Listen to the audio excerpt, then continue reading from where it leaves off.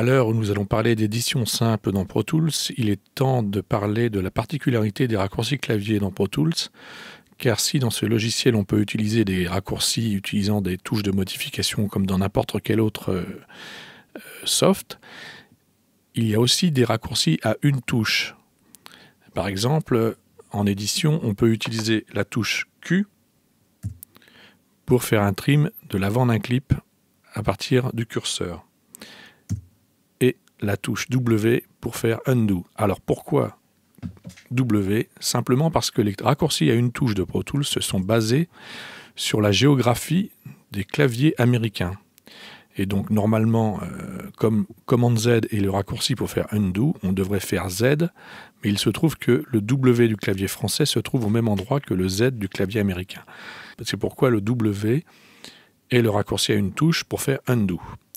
Donc les éditions simples, avec une touche, donc trimé par l'avant, touche Q, trimé par l'arrière, touche S.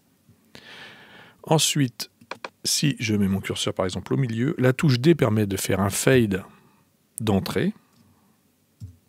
La touche G permet un fade de sortie.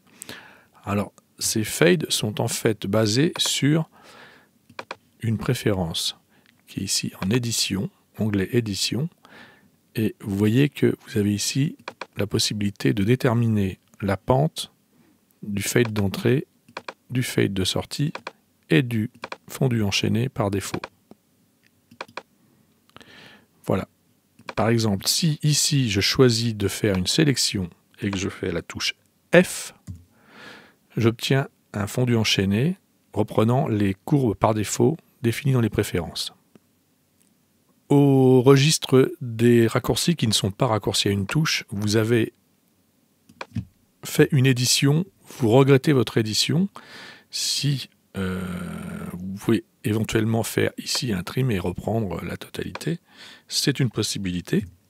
Autre possibilité, si l'écart entre les deux parties, les deux clips ici issus de votre édition n'a pas changé, vous sélectionnez les deux, vous faites commande H et vous réparez votre édition.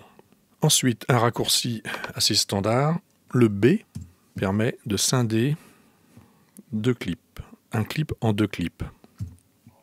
Ensuite, nous retrouvons en touche de raccourci à une touche les touches standards habituelles dans tous les autres softs, à savoir X